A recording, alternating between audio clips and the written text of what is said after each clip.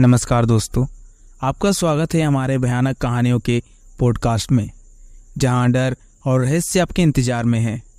ये कहानी है एक बूढ़ी औरत की जो खो जाने की बहाना करके जवान लड़कियों को अपने जाल में फंसाती है।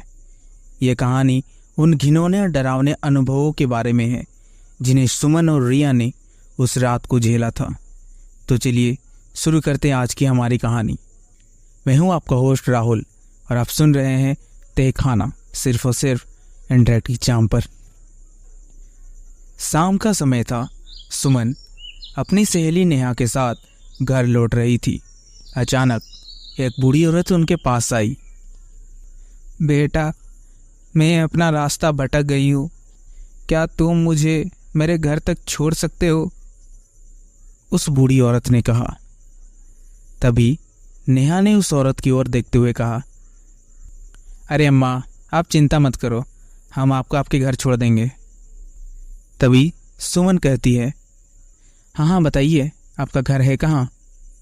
बूढ़ी औरत मुस्कुराते हुए बोलती है, यही पास में है बेटा, चलो मैं रास्ता दिखाती हूँ। बूढ़ी औरत उन्हें अपने घर ले जाती है। घर बहुत ही पुराना और डरावना लगता है, लेकिन सुमन और नेहा उसकी मदद के लिए उसके साथ चल देती है। बूढ़ी औरत दरवाज़ा खोलते हुए बोलती है, आओ बेटा, अंदर आओ, तुम लोगों ने मेरी बहुत मदद की है, चाय पियोगी? नेहा सोचते हुए बोलती है, जी अम्मा, लेकिन अभी हमें देर हो रही है। हाँ माँ, थोड़ा सा ही समय है हमारे पास।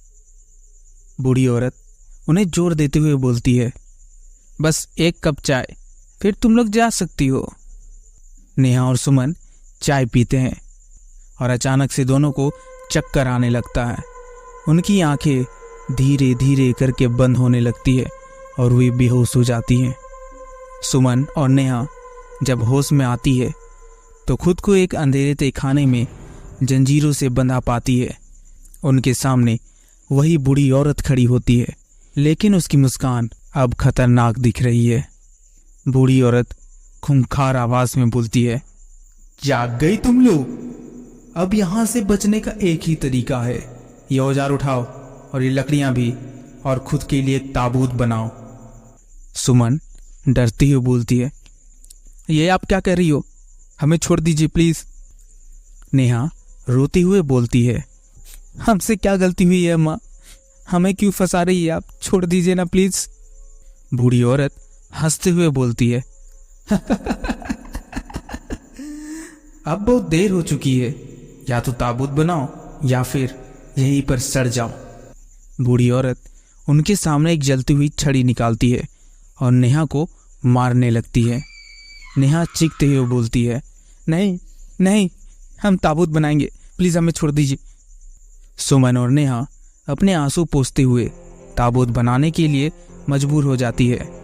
वे अपने दुख और दर्द के साथ लकड़ियों को जोड़ती है। जैसे जैसे वे काम करती है, अजीब अजीब सी आवाजें और डरावनी घटनाएं शुरू हो जाती है। नेहा डरते हुए बोलती है, सुमन, क्या तुमने सुना? ये आवाजें कहाँ से आ रही है? सुमन भी घबराते हुए बोलती है, मुझे नहीं पता, लेकिन ये जगह बहुत अजीब है, बहुत ही अजीब। अचानक एक ठंडी हवा का झोंका आता है और एक पुरानी खिड़की खुद ब खुद खुल जाती है। नेहा और सुमन को लगता है कि किसी अदृश्य शक्ति ने उन्हें घेर रखा है।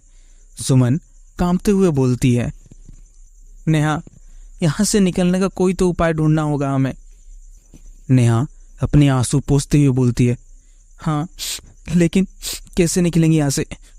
तभी बूढ़ी औरत फिर से आ जाती है और देखती है कि ताबूत बन रहा है। वह संतुष्ट होती है, लेकिन फिर भी उनके डर को बढ़ाने के लिए कुछ भयानक चीजें करती है। बूढ़ी औरत हंसने लगती है, बहुत अच्छा, लेकिन याद रखना, अगर तुमने रोकने की कोशिश करी तो तुम्हें और भी दर्द सहना पड़ेगा। बूढ़ी औरत एक झड़ी से जमीन पर कुछ अजीब निशान बनाती है। उन निशानों से एक भयानक बदबू और ठंडक फैलने लगती है। सुमन और नेहा और भी डरी हुई महसूस करती है। नेहा फुसफुसाते हुए बोलती है, सुमन, हमें अब भागना होगा, ये औरत हमें मार डालेगी यहाँ नहीं तो।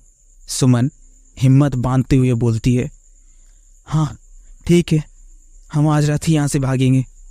जब बूढ़ी औरत सो रही होती है, सुमन और नेहा अपने ताबूतों की आड़ में रखे हुए दरवाजों को तोड़ने लगते हैं। सुमन धीरे से बोलती है, नेहा जल्दी करो, इससे पहले कि वो बूढ़ी औरत जाग जाए। तभी नेहा बोलती है, हाँ हो गया, बस थोड़ा सा है। दरवाज़ा टूट गया और वे बाहर निकलने में कामयाब होती है, लेकिन तभी वो बूढ़ी औरत जाग जाती है और गुस्से में बोलती है, तुम भाग नहीं सकती यहाँ से, नहीं भाग सकती तुम लोग। सुमन डरते हुए बोलती है, नेहा भागो भागो नेहा। वे किसी तरह से एक पुराने खंडर में पहुंचते हैं और छुप जाते हैं। बूढ़ी औरत उनकी तलाश में इधर उधर घूमती है, लेकिन उन्हें नहीं ढूंढ पाती।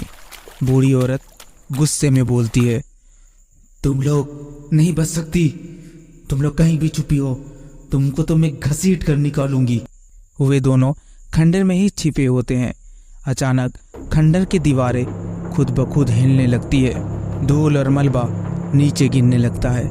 नेहा और सुमन को लगता है कि पूरा खंडर उनके ऊपर गिर जाएगा।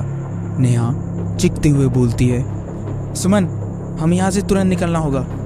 सुमन घबराते हुए बोलती है, लेकिन वो बूढ़ी औरत अभी भी बाहर ही है।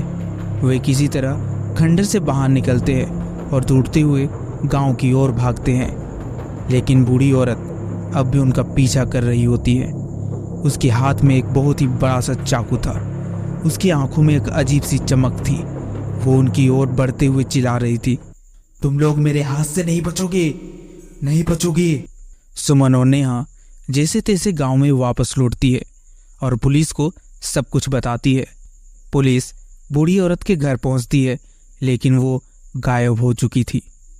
तभी पुलिस अधिकारी सुमन और नेहा से कहता है, हमें आपका बयान लेना होगा और वो औरत कौन थी, कहाँ गई, ये सब पता करना होगा।